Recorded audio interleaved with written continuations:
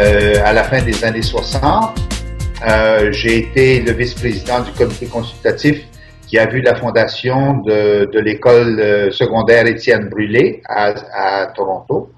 De là, j'ai été député pendant 12 ans et ministre avec le gouvernement Trudeau durant 8 ans, et j'étais le seul ministre franco-ontarien qui a participé à l'enchâssement des droits des minorités dans la Constitution canadienne. Donc, sans doute, ça a dû avoir quelque chose à faire. Quand j'ai été défait, j'ai établi résidence à Ottawa et je suis devenu membre du conseil de l'hôpital Montfort. Et j'ai siégé 7 ans comme membre du conseil, et ensuite de ça, j'ai présidé le conseil pendant 3 années additionnelles. Aussi, j'étais membre du conseil du réseau des services de soins de santé de l'Est de l'Ontario. J'ai été aussi président, membre de l'Institut de cardiologie pour une période de 20 ans. Et j'ai été président de ce conseil pendant 6 ans, et j'ai réussi à faire désigner l'Institut de cardiologie sous la loi des services en français. Ça a été fait lors de mon dernier mandat, et j'en suis très fier. Donc, c'est quelques activités dans lesquelles j'ai participé comme franco-ontarien. Alors, bonjour.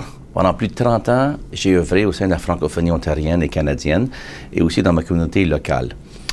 J'ai présidé plus d'une quinzaine d'organisations dans le domaine juridique, dans le domaine de l'entreprise, soit les coopératives, et dans le domaine social. Aujourd'hui, je suis devant vous pour vous dire que je suis content d'être ici avec vous.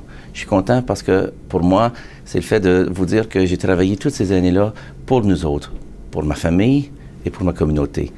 Lorsqu'on est ici, c'est parce que les gens reconnaissent une certaine contribution à la société. Et ce que je veux vous dire, c'est que cette contribution-là, je l'ai faite parce que je crois dans notre engagement communautaire, dans notre vie francophone en Ontario, et surtout parce qu'on veut continuer ce qu'on a bâti ensemble.